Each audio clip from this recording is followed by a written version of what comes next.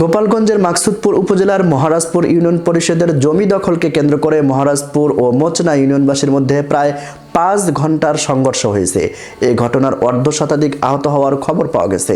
মঙ্গলবার 3রা ডিসেম্বর সকাল 9টার দিকে উপজেলার মহারাজপুর ও মোচনা ইউনিয়নের লোকজন দেশীয় অস্ত্রশস্ত্র নিয়ে সংঘর্ষে লিপ্ত হয়।